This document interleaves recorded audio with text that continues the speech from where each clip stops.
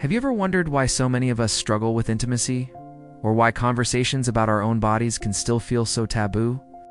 The answer might be hiding in a place you'd least expect: the 19th century. It was an era of corsets, steam engines, and some of the most bizarre medical advice ever recorded. The Victorian period wasn't just about technological progress. It was also the birthplace of an intense anti-pleasure movement that warped our understanding of human biology. These weren't just quirky, old-fashioned ideas. They were powerful myths that wormed their way into the very fabric of society, creating anxieties and misunderstandings about intimacy that echo in our bedrooms and relationships, even today. Let's pull back the curtain on the strange and shocking history of Victorian medical beliefs. We're diving deep into the archives to uncover how a century of bad science created a legacy of confusion that continues to affect how we connect with each other. The story begins with a widespread panic, a moral and medical hysteria that swept across Europe and America. Doctors, philosophers, and social reformers became obsessed with the idea of conserving what they called vital energy. They believed every person was born with a finite amount of this precious life force. Every significant physical or mental exertion, from deep thinking to strenuous exercise, depleted this internal reservoir. But one activity, they claimed, drained this vital energy faster and more dangerously than any other: the expression of human desire. This belief became the cornerstone of a medical philosophy that viewed natural human impulses as a threat to health, sanity, and social order. At the heart of this movement was a Swiss physician named Samuel Auguste Tisset. Writings in the late 18th century laid the groundwork for the Victorian panic that followed. Tisset argued that the fluids associated with intimacy were a highly refined, essential substance crucial for physical strength, intellectual clarity, and moral fortitude. He claimed that losing this fluid was more debilitating than losing 40 times the amount of blood. His theories, though completely lacking in scientific evidence, were treated as gospel. They spread like wildfire, influencing a generation of doctors who then built upon his work with even more alarming conclusions. By the mid-1800s, medical journals and popular health manuals were filled with terrifying warnings. They listed a laundry list of horrifying ailments allegedly caused by the wasteful expenditure of one's vital energy. These supposed symptoms ranged from the relatively mild, like poor posture, dimness of vision, and acne, to the catastrophically severe. Doctors linked this natural biological function to epilepsy, blindness, memory loss, and even insanity. One of the most influential figures to champion these ideas in America was Reverend Sylvester Graham, the man famous for the graham cracker. He wasn't just a dietary reformer. He was a fierce advocate for a life of extreme restraint.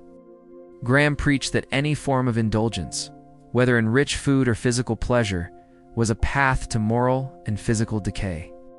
He promoted a diet of bland, simple foods, believing that spices and flavorings would overstimulate the system and lead to impure thoughts and actions. His regimen was designed to suppress the body's natural urges, creating a human being who was placid, controlled, and free from the dangers of passion. Graham's philosophy perfectly captured the Victorian obsession with control over the self and the natural world. This anxiety wasn't just confined to the pages of medical texts. It manifested in a bizarre array of gadgets and cures designed to enforce this new medical doctrine.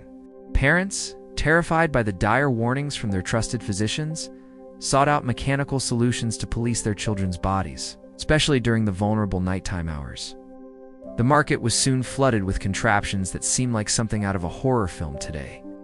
These devices were designed with one goal in mind: to prevent any form of self-stimulation, which doctors had rebranded as a secret vice or a solitary disease, created alarms that would ring at the slightest movement, and even more invasive implements intended to cause discomfort. These weren't fringe products. They were advertised in reputable catalogs and prescribed by respected doctors. Seen as necessary tools for raising a healthy, morally upright child, the pain and fear these devices caused were considered a small price to pay for salvation from supposed insanity. The psychological impact of this campaign was devastating. It taught generations of people to be afraid of their own bodies and to view their natural urges as a source of shame and disease. This created a profound disconnect between a person's inner world and their physical self. Intimacy, instead of being a source of connection and joy, was framed as a dangerous transaction. A necessary evil for procreation, but otherwise a threat to one's well-being.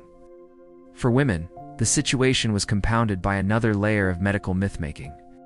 The prevailing scientific view was that good or pure women had no natural desires of their own. Doctors argued that the female body was inherently passive, and that any woman who expressed desire was considered morally suspect, hysterical, or pathologically abnormal. This effectively silenced women's experiences and denied their biological reality. The famous diagnosis of female hysteria became a catch-all term for a wide range of behaviors that didn't conform to Victorian ideals of quiet domesticity. Everything from anxiety and irritability to a lack of interest in household chores could be attributed to a wandering womb or some other supposed female malady. The prescribed cures were often as strange as the diagnosis.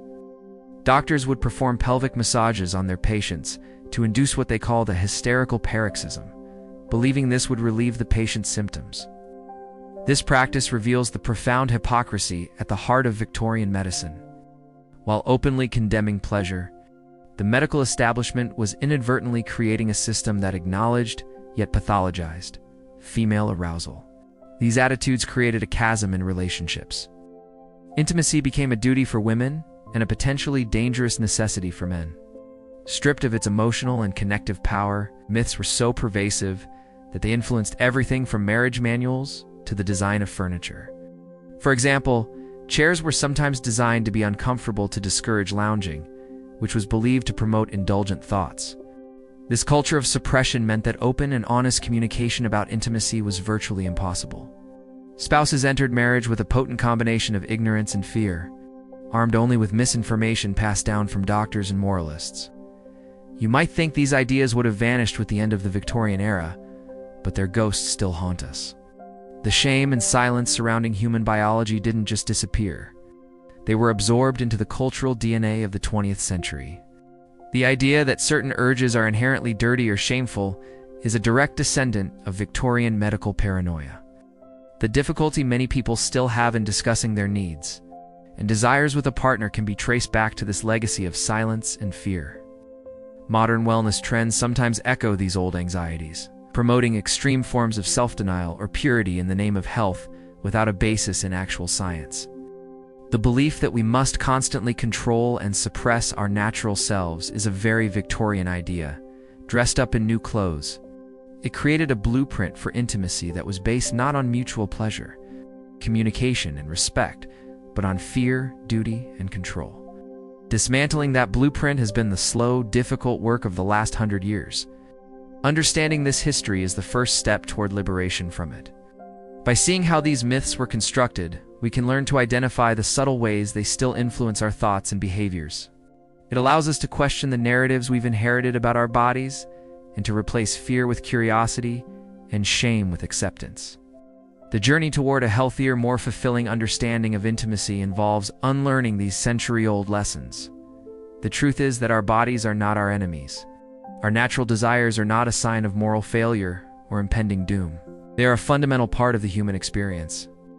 The Victorian doctors were wrong. Their theories were not based on observation or evidence, but on the social and moral anxieties of their time. They created a problem where none existed and sold a cure that was far more damaging than the supposed disease. By bringing this bizarre chapter of history into the light, we can finally begin to heal from the wounds it inflicted. We can start to build a new understanding of intimacy, one based on modern science, open communication, and the radical idea that pleasure is not a problem to be solved, but a vital part of a healthy, happy life.